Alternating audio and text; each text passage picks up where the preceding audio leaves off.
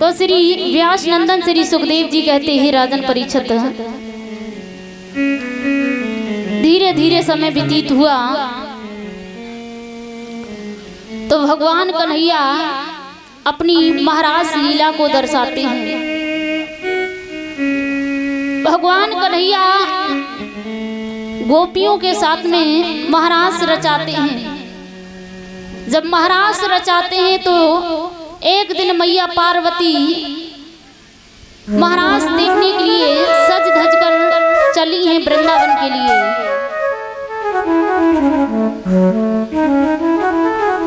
जब महारास देखने के लिए चली है पार्वती तो आज भोले बाबा आ जाते हैं।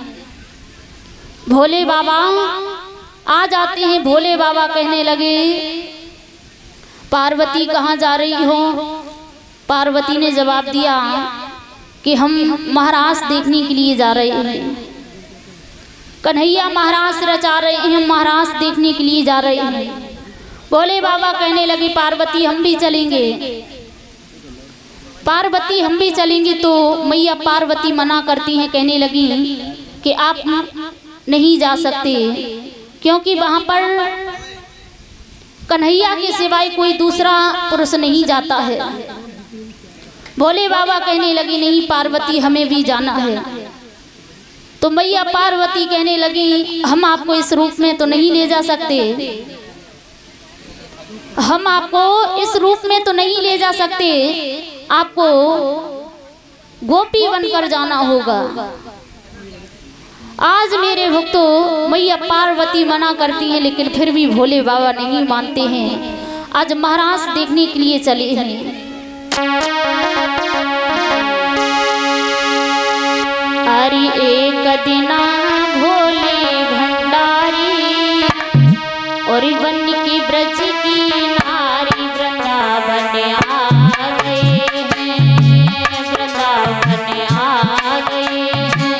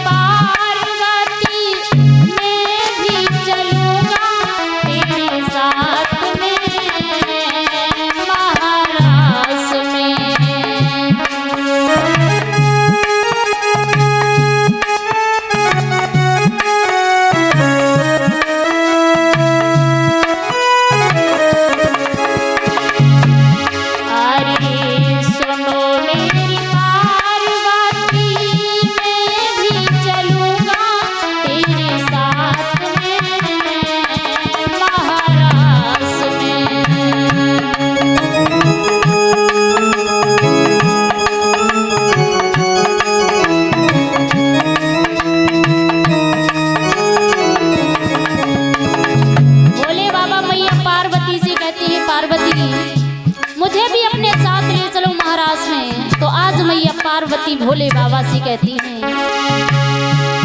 अरे सुनो मेरी भोले बाबा, कैसे ले जाऊं तुम्हें साथ में महारास में।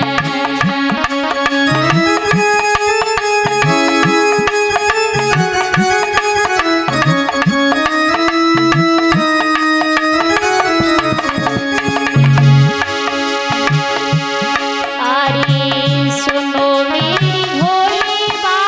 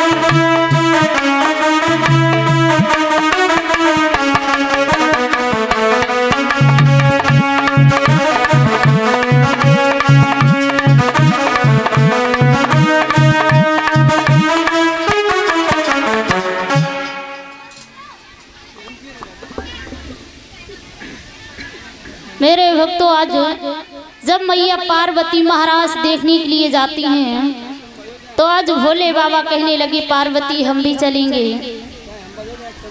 पार्वती हम भी चलेंगे तुम्हारे साथ में। मैया पार्वती मना करती हैं, भोले बाबा आप नहीं जा सकते, क्योंकि वहाँ पर कन्हैया के सिवाय कोई दूसरा पुरुष नहीं जाता है।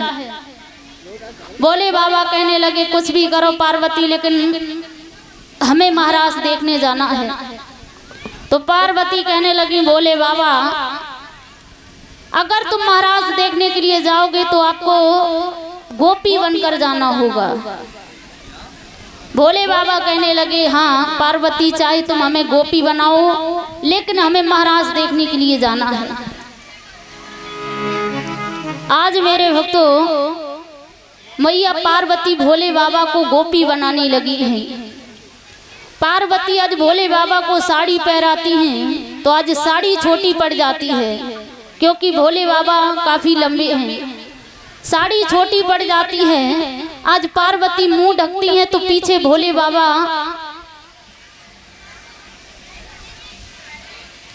पीछे उघर जाते हैं। जब पीछे ढक देती हैं तो आज मुंह उघर जाता है। पार्वती थक जाती हैं, कहने लगी भोले बाबा हमसे नहीं हो रहा है। भोले बाबा कहने लगे कुछ भी करो पार्वती, लेकिन हमें महाराज देखने के लिए जाना है। आज मेरे भक्तों, मैया पार्वती दो साड़ियों को लपेट देती हैं, आज भोले बाबा को गोपी बना लेती हैं और आज महाराज देखने के लिए लेकर के चली हैं। और जैसे ही महाराज देखने के लिए पहुंची तो आज वहीं पर गोपियां रोक लेती हैं, कहने लगी ये कौन है आपके साथ में। पार्वती कहने लगी अब क्या करें।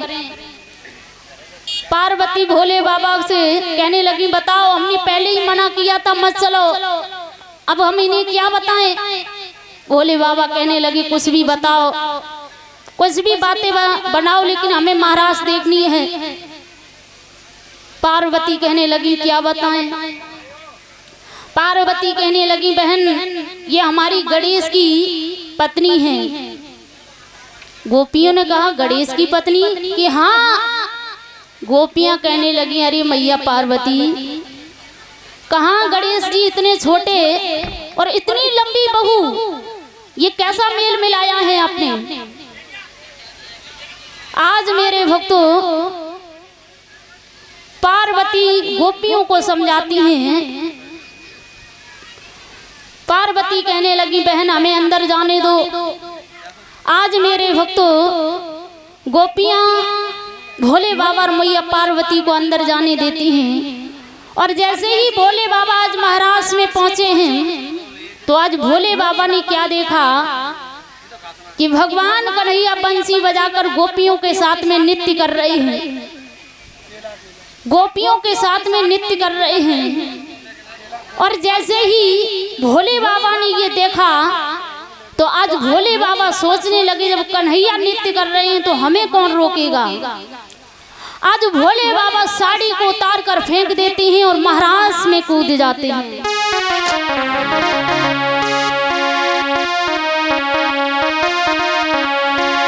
कि कूद पड़े महाराज बीच में और शिव शंकर जी त्रिपुरारी कूद पड़े महाराज बीच में।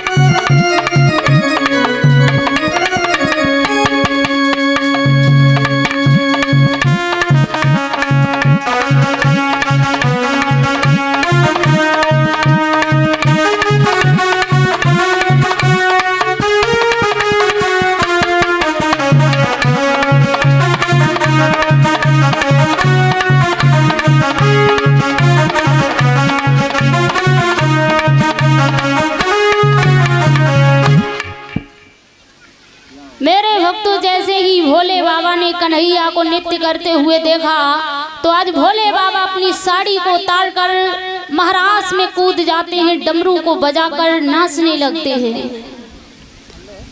नाचने लगते हैं मेरे भक्तों। वहीं से भोले बाबा का नाम गोपेश्वर भगवान पड़ जाता है।